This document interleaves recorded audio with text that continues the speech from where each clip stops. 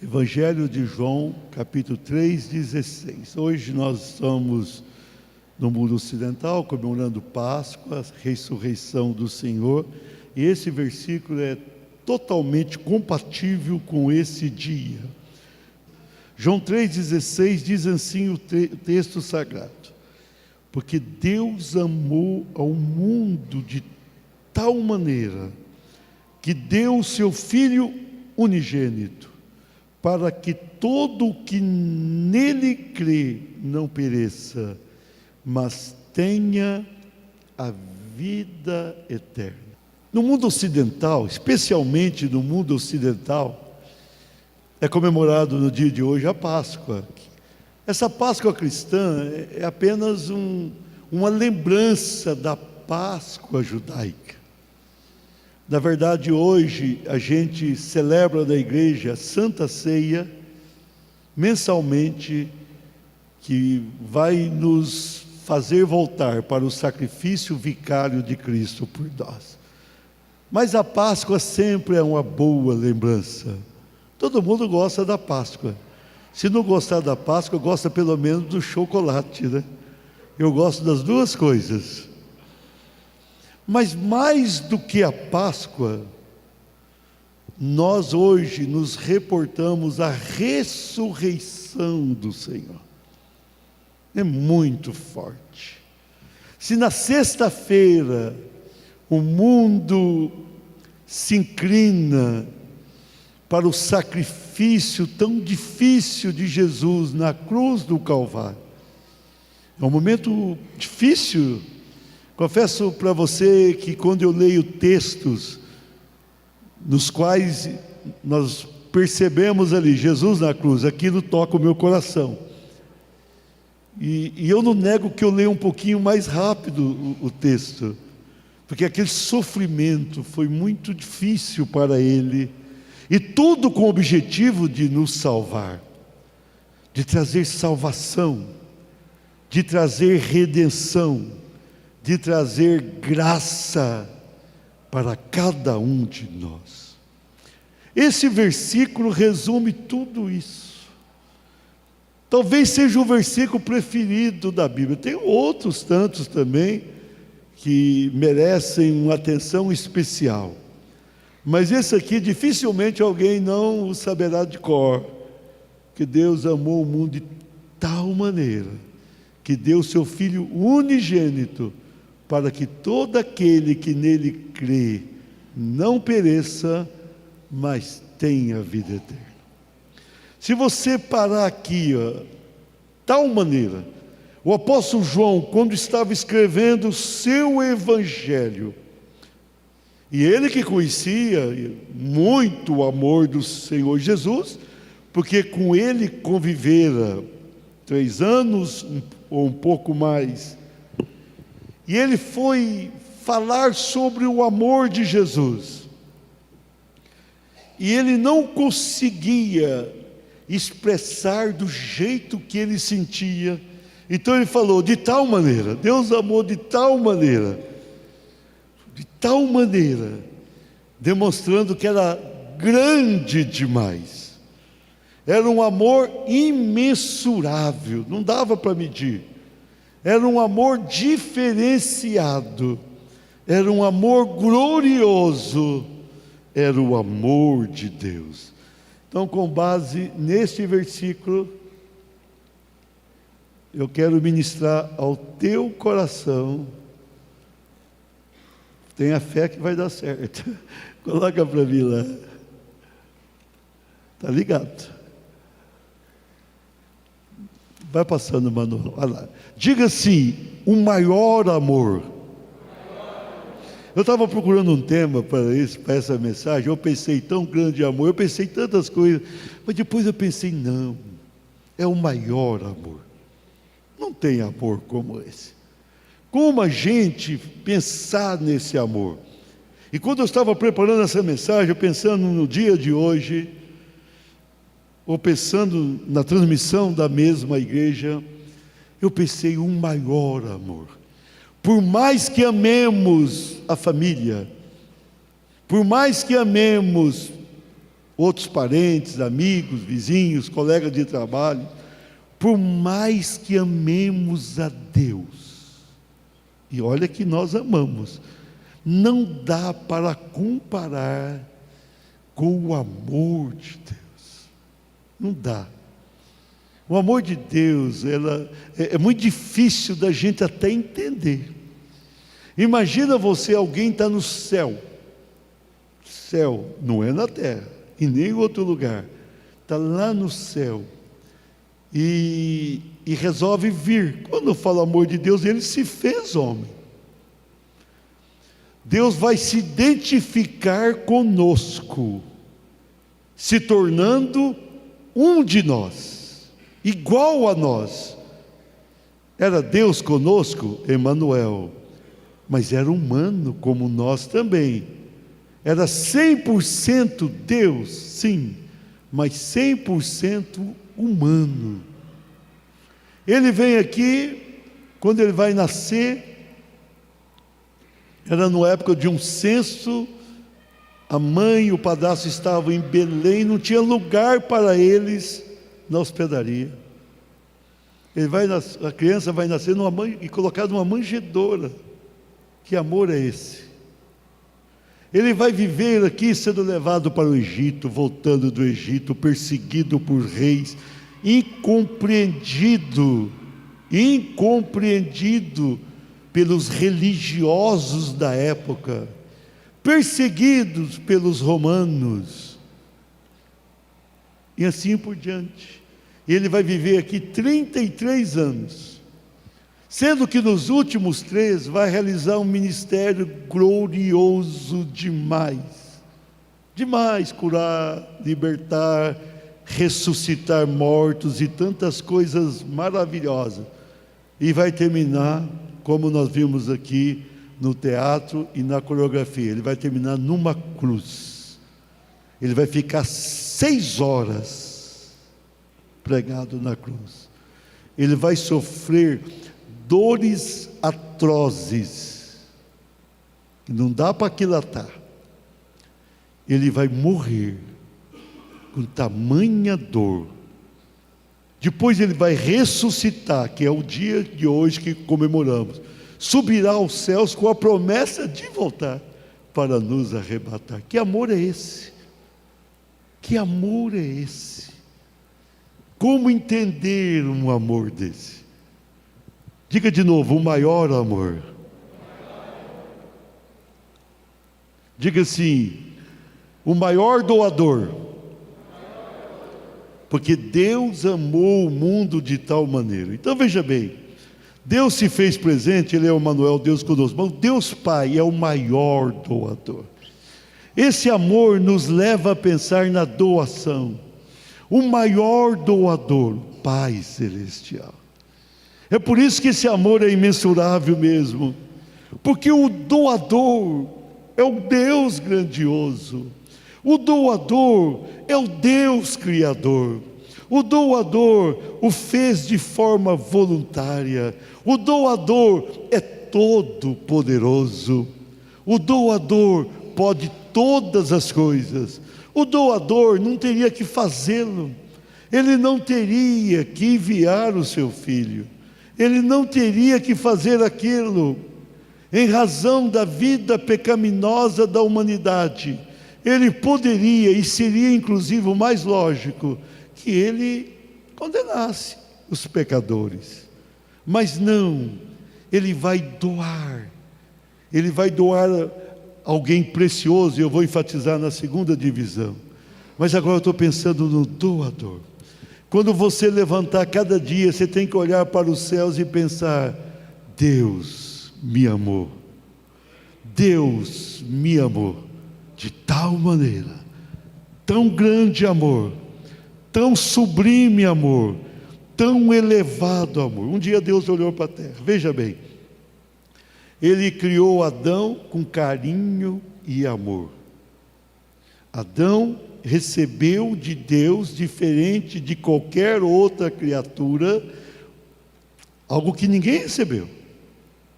Todas as criaturas foram criadas, Deus não, Deus, quando vai criar o ser humano, diz que Ele fez. Façamos, aqui está inclusa a Trindade, façamos o homem, no caso, o ser humano, a nossa imagem e semelhança. Façamos, Ele vai fazer do pó da terra, Ele vai formar ali um ser, e diferente de qualquer outra criatura, Ele vai soprar o fôlego de vida, Ele vai soprar. Ele não estava criando simplesmente. Quando Ele sopra o fôlego de vida, Ele estava passando da sua própria essência para o ser humano. Ele estava passando desde aquele momento a sua eternidade, porque Deus é eterno, sempre existiu, existe e sempre existirá. E quando Ele sopra, Ele passa vida, Ele passa da sua vida, Ele dá vida sem fim. Obviamente que essa vida pode ser com Ele ou sem Ele, na eternidade, mas não tem como acabar essa vida. Então, Deus Ele vai se voltar para a terra, isso é amor. Ele vai amar quem Ele estava fazendo naquele momento. Aquele casal, depois Eva é tirada de Adão, o casal vai pecar. Ali, já em Gênesis 3,15, ele já fala da redenção. A gente muitas vezes no mundo tem uma reação de vingança diante de qualquer situação que nós enfrentamos. Deus, em vez de preparar uma vingança, Ele já fala da redenção que viria. O ser humano vai pecando e chega num ponto que não tem mais jeito. O mundo tinha quase 2000 anos e ele vai ali resolver destruir a terra. Mas antes disso, ele vai separar uma família com o objetivo de preservar a humanidade. Noé, sua mulher, seus 3 filhos, suas 3 noras. Ele vai separar 8 pessoas. Ele destrói a terra, mas ele deixa ali daquela família, para através da qual fazer a humanidade continuar e melhor. O mundo passa mais 2000 anos, ele chama Abraão, ele prepara Abraão, ele forma a nação de Israel, ele abençoa demais aquela nação, preparando a vinda do Salvador, que ele tinha projetado fazer isso lá na frente. A nação, há momentos de adoração sincera, mas a maior parte do tempo acaba pecando, vai ter cativeiro e assim por diante. Mas com tudo isso, em vez de ele abandonar a criatura que ele fizesse, ele vai amar de tal maneira o maior doador. Ninguém fez e nem seria capaz de fazer essa doação. Ele vai doar a si mesmo a terra, o maior doador. Diga assim, o maior doador. Quando você for orar cada manhã, você fala: Senhor, eu sou grato demais ao Senhor pela tua doação, porque o Senhor fez tudo por nós, o Senhor criou tudo isso aqui, o Senhor, e agora o Senhor nos salva de uma maneira estranha, inusitada e gloriosa. Tu és o maior doador. Amém? Vamos lá. O maior amor, diga assim, a maior dádiva. Deus amou o mundo de tal maneira que deu o seu Filho unigênito. Unigênito é único. O que é o Filho unigênito? Sempre existiu Deus Pai, Deus Filho e Deus Espírito Santo. O Deus Filho vai se oferecer voluntariamente para tal, é a Trindade. E o Pai vai enviar, Ele vai dar ao mundo, Ele vai entregar ao mundo, entregar Jesus. Que dádiva é essa? Você seria capaz de pegar, tendo um único filho, e enviá-lo para o meio de pessoas criminosas, pessoas duras nas ações e reações, pessoas violentas, pessoas capazes de crucificá-lo? Você faria isso? Não é fácil. E você viria Jesus teria que vir? Não, ele vai dizer: no rolo do livro está escrito de mim, eis-me aqui. Jesus vai se apresentar: eis-me aqui. E o Pai vai enviá-lo. Ele é a maior dádiva. Você tem muitas bênçãos de Deus, muitas. A vida é uma bênção especial, o cuidado de Deus é maravilhoso, o suprimento das necessidades materiais, espirituais, emocionais são necessárias. Você tem inúmeras bênçãos, mas nada pode ser comparada a essa dádiva, Jesus. Um dia apareceu Jesus, os pastores, literalmente falando, o pastor estava cuidando de ovelhas no campo, e de repente apareceram anjos para eles ali, cantando, hosana nas alturas, e eles vão dizer para ele: vocês vão lá em Belém, vocês vão ver o Salvador, o Redentor nasceu, e eles vão até lá, e quando chega, eles vão olhar na manjedoura, vão ver um menino, o menino estava ali. E quando eles olham para aquele menino, eles podem enxergar a maior dádiva divina. Eles vão olhar e vão pensar: agora temos esperança, agora temos a graça, agora temos salvação. Aqueles pastores foram as primeiras testemunhas. Eles ouviram anjos cantando e anunciando para eles, mas aqueles pastores vão chegar lá e vão presenciar, vão ver aquele santíssimo menino, e eles vão pensar: é uma dádiva. 3 reis de regiões diferentes, todos do Oriente, eles vão, reis magos, eles vão receber uma mensagem: olha, o Salvador está nascendo lá em Israel, está nascendo. E eles vão receber aquela mensagem em lugares diferentes, e eles vão se dirigir para aquela terra. E tinha uma estrela que os conduzia, ia conduzindo, eles vão se encontrar, e eles vão dirigir, Aquele tempo a viagem não era fácil como hoje. Vão estar ali no seu camelo, no seu animal, se dirigindo àquela terra, tudo para ver ali a maior dádiva do mundo. Eles fizeram uma viagem sacrificial, porque eles sabiam que a maior dádiva de Deus estava na terra. A maior dádiva tinha vindo. E eles vão chegar lá, e com dificuldade, eles vão descobrir ali, e vão chegar junto ao menino. A mãe estava ali próxima, José também. E eles vão chegar e vão adorar o menino. Eles são os primeiros adoradores. Eles vão se prostrar, porque eles vão dizer: aqui está a maior dádiva para o mundo. Eles vêm de fora demonstrando que aquela dádiva não era apenas para os judeus. Aquela dádiva era para o mundo. Estavam os 3 reis magos, e eles vão adorá-lo como rei, vão adorá-lo como sacerdote, vão adorá-lo como profeta, e vão oferecer ali, porque eles estavam diante da maior dádiva.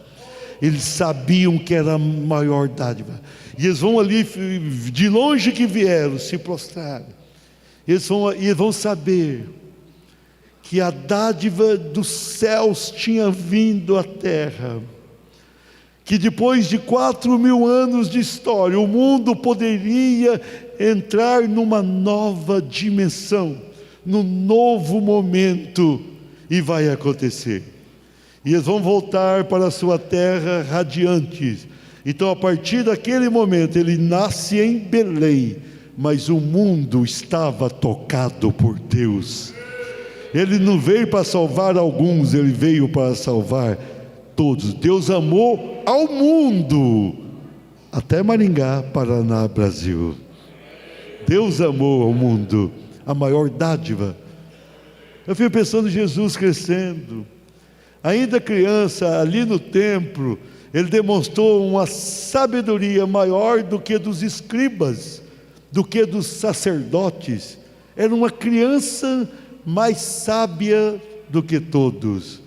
E quando ele chega a 30 anos, a dádiva divina começa a ir de um lado para o outro. Ele pregava como ninguém. A sua palavra tinha autoridade. A sua palavra era transformadora. A sua palavra era abençoadora. Se faltava comida, ele multiplicava 5 pães e 2 peixes para uma multidão de 5.000 homens, além de crianças e mulheres. Se tinha uma tempestade no mar, ele caminhava por sobre as ondas bravias e acalmava a tempestade e salvava os seus discípulos. Se alguém estava doente, ele ordenava a cura, porque ele era a dádiva divina aqui na terra. Se alguém morria, não tinha problema, ele chegava. Ele nunca chegava adiantado nem atrasado. Quando ele é avisado da morte ou da doença de um moço, pelo qual tinha carinho, ele demora 2 dias para sair do seu lugar. E quando ele chega, o moço já estava enterrado há 4 dias. Não tem problema não. Ele era a dádiva divina, que ele veio para curar. E acima de curar, ele podia ressuscitar quem estava sepultado. Quando alguém olhava para ele, não tinha como pensar diferente. Ele é a nossa dádiva celestial. Por isso é a maior dádiva, a maior, glorioso, excelso, excelente, que merece toda a glória, toda a honra e toda a adoração. Aleluia. Vamos ficar de pé um pouquinho? Vamos ficar de pé um pouquinho e vamos aplaudir essa.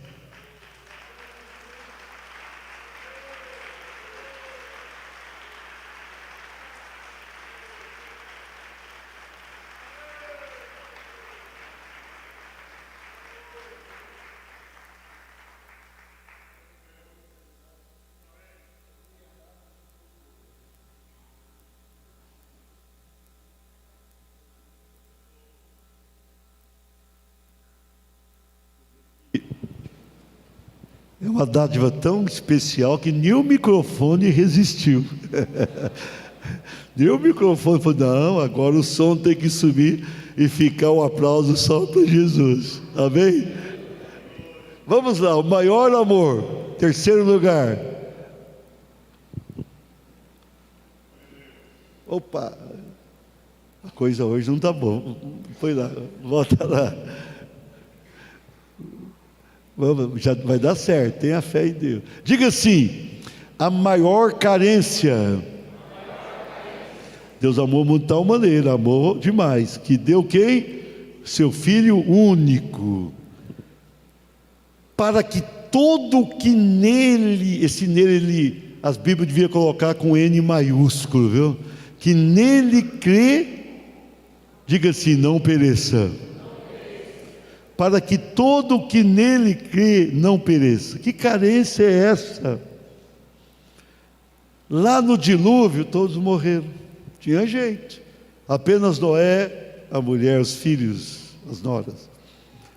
E agora iam morrer todos novamente, não tinha solução. A carência do mundo, quando Jesus veio, era total. Os judeus tinham voltado de um cativeiro longo da Babilônia, depois Medo-Persas, e quando eles voltam depois, começam a voltar 70 anos depois, conforme a previsão dos profetas,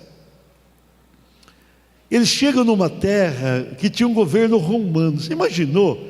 Imagina vocês ou nós religiosos, a gente tem um governo ímpio e pagão sobre nós, um império sobre nós. O governo romano era terrível. O pastor Rodrigo estava terminando hoje aquela lição, eu assisti a aula, excelente como sempre, ele deu 2 vezes a aula, excelente aula. Ele estava falando que o Império Romano chegou a proibir guerra, proibir guerra para não perder o poder. O Império Romano era ruim demais. Essa crucificação, a gente disse em cima da cruz, a crucificação era uma invenção do Império Romano. Ele vai criar isso. A maldade do coração do César era demais. Eles vão criar a morte por cruz. A morte da cruz, Jesus ficou 6 horas, mas era comum as pessoas ficarem ali muito tempo. Tinha gente que ficava tanto tempo que eles iam lá, quebravam as pernas para morrer, senão não morriam as pessoas.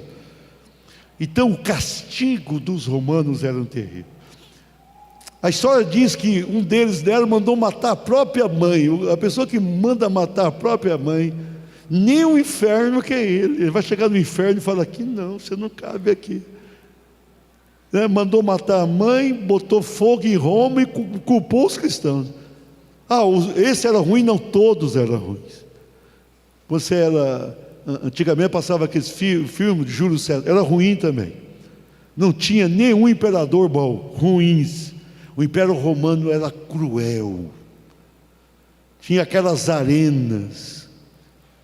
Eles pegavam ali os cristãos e jogavam para os leões.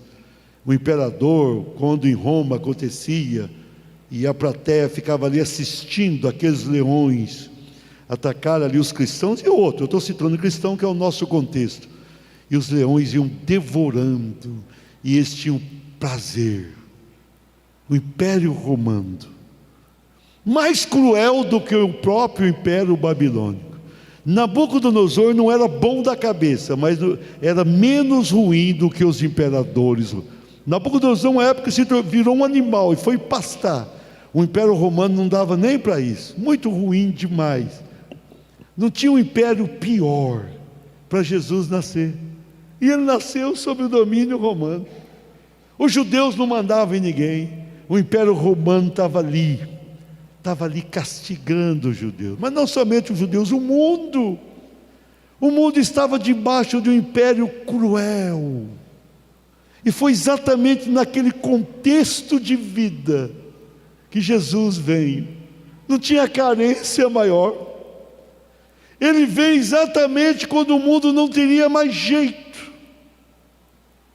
Ele veio quando os líderes religiosos em Israel estavam contaminados pela ganância, pelo pecado e também pela maldade. O Império Romano influenciou a liderança dos judeus para serem tão ruins quanto eles. Então veja bem, ele vai enfrentar um poder político terrível, ele vai enfrentar um poder religioso não menos pior, e ele vai enfrentar um povo incrédulo. Uma vez eu estava pensando assim, por que Jesus escolheu as pessoas simples? Algum teve ali um coletor de imposto, teve mais alguém, mas na sua maioria eram pessoas simples, pescadores. Estava lá pescando, ele chamou. Ele o fez por alguns motivos, poderíamos enumerá-los, mas não é o caso de gastarmos tanto tempo. Mas um dos motivos que eu vou dizer para vocês, ele os escolheu porque não tinha ninguém melhor para escolher. Se ele fosse escolher um escriba, ele não conseguiria dar sequência à sua obra. Os escribas eram incrédulos, eles conheciam a lei, mas não a praticavam. Foram pessoas hostis a Jesus o tempo todo aqui. Se eles fossem escolher sacerdotes, tinha uma lógica: atenção, vou escolher 12 sacerdotes e vou fazer deles os meus 12 apóstolos. O sacerdote tinha matado Jesus um mês depois da escolha. Eles não suportavam a glória de Jesus, eles não conseguiam entender e muito menos aceitar os milagres que Jesus fazia. Perseguiam como pouco. Na verdade, foram eles que entregaram Jesus a Pilatos. E quando Pilatos, um homem cruel, se você ler livros seculares sobre Pilatos, você vai encontrar coisas muito ruins em Pilatos. E Pilatos vai julgá-lo ali. Era muito cedo quando levaram Jesus. Pilatos se levantou de mau humor. Ele vai fazer aquele julgamento. Ele vai conversar com Jesus. Chega num ponto que ele ele não conseguia entender, ele não achava crime algum em Jesus. E Herodes, que dominava a Galileia, estava naquela oportunidade, ele envia para Herodes, querendo se livrar do problema. O Herodes devolve ele, a mulher dele manda um aviso para ele: olha, não faça nada para esse homem, essa noite eu sonhei com ele muito, e fiquei perturbada. Mas ele, depois de fazer uma análise criteriosa, por 3 vezes ele falou para os líderes religiosos: não acho nele crime algum. E para agradá-los, ruim que era, ele falou assim: eu vou castigá-lo e soltá-lo. Não, faça isso não.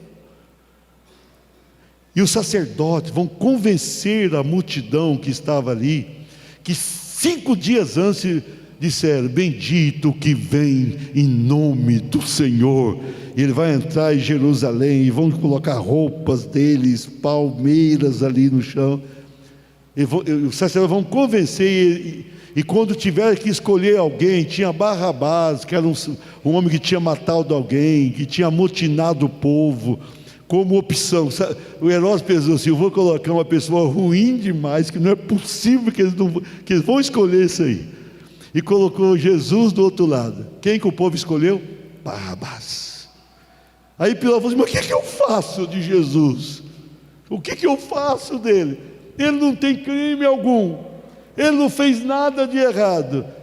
Os sacerdotes vão levar a multidão a gritar: crucifica-o, crucifica-o. A pior condenação. Não tinha morte pior na época. A morte dos romanos, criada pelos romanos. A maior carência. O mundo estava perdido. Não tinha saída para aquele mundo. O mundo estava carente demais.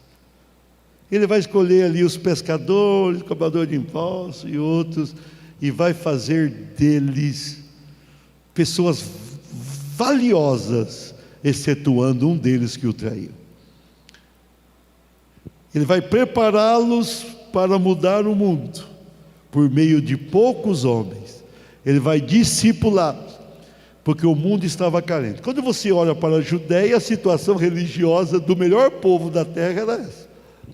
Você vai em Roma, só tinha gente pecadora da pior espécie.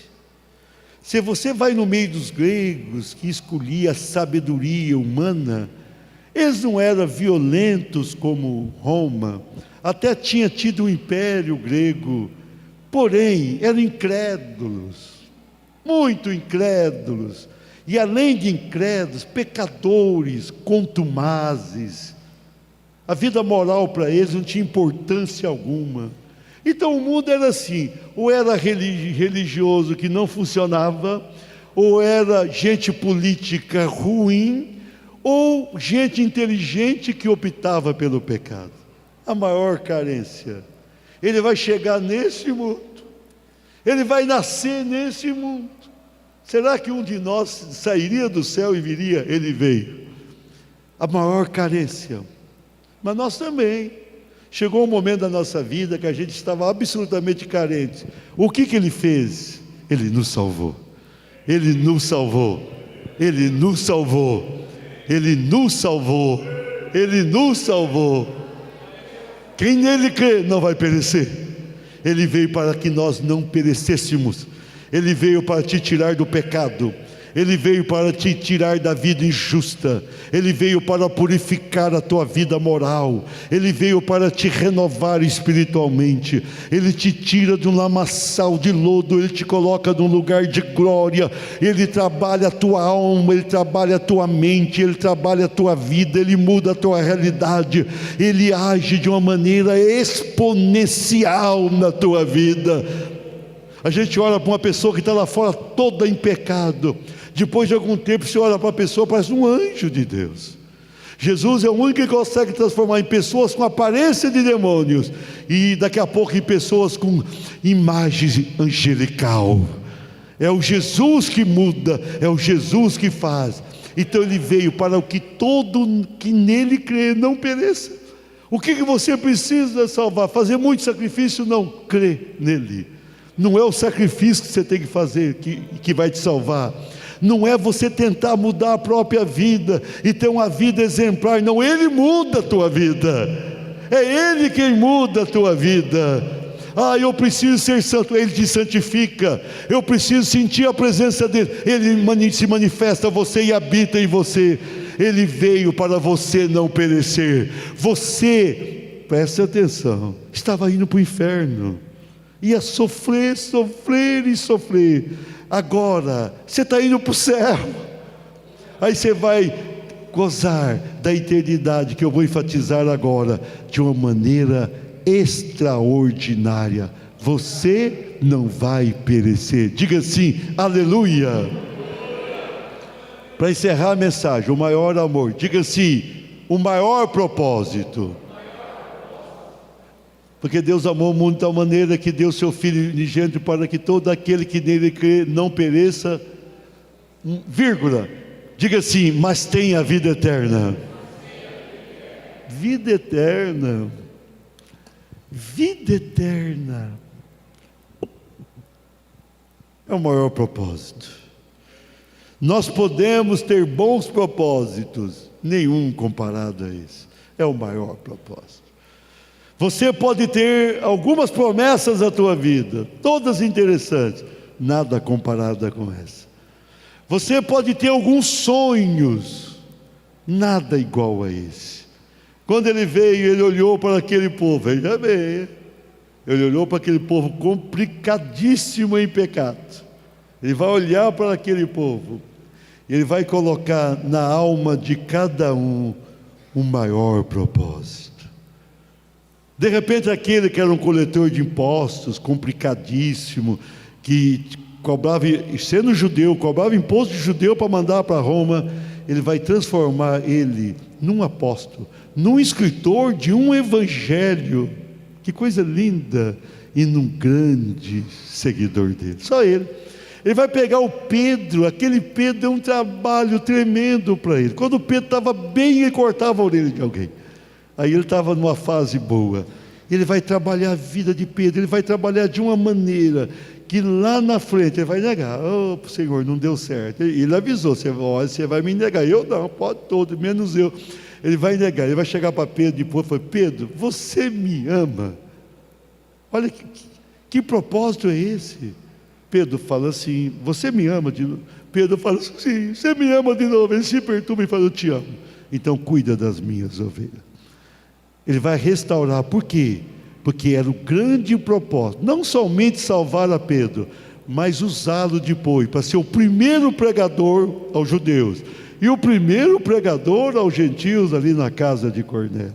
Na primeira pregação aos judeus, quase 3.000 almas se convertem. Na primeira pregação aos gentios, o fogo do céu desce sobre pessoas absolutamente fora do contexto de Israel. Quem que ele estava usando? Pedro. Ele tinha um propósito da vida do Pedro, e por meio de Pedro, o Paulo perseguia, matava, batia. Ele aparece, joga Paulo no chão. Quando Paulo levanta cego. Cego ele já era espiritualmente, e agora é literalmente. Ele leva Paulo para um lugar, ele vai deixar Paulo 3 dias ali sem enxergar, até que o propósito dele entrasse na vida de Paulo. Ele ficou 3 dias trabalhando. Quando Paulo estava orando e bem, chegou um homem e falou, Paulo, eu estava com muito medo, mas vim aqui resolver, o Senhor mandou te dar saúde. E Ananias vai orar e Paulo vai enxergar. Mas Paulo não vai enxergar apenas com os olhos físicos. Paulo vai enxergar com os olhos da alma e vai se tornar o maior missionário da história. Por que ele queria Paulo daquele jeito? Por causa do propósito. Ele tinha um propósito de salvar judeus, e ele o fez. Ele tinha propósito de salvar Samaria, um povo misturado, ele o fez. Ele tinha propósito de salvar nações ali próximas, ele vai em Antioquia, vai salvando Síria, assim por diante. Ele tinha um propósito de chegar na Europa, e ele vai chegar no meio daqueles gregos, e ele vai subindo e vai chegando.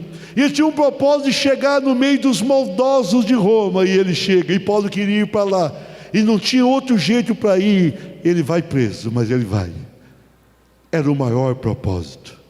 O maior propósito de Deus era vida eterna. O maior propósito de Deus na tua vida não é só o casamento que te faz tão bem, não é o suprimento das necessidades materiais, que é interessante, não é você ter uma boa formação e um bom trabalho, e isso é muito salutar.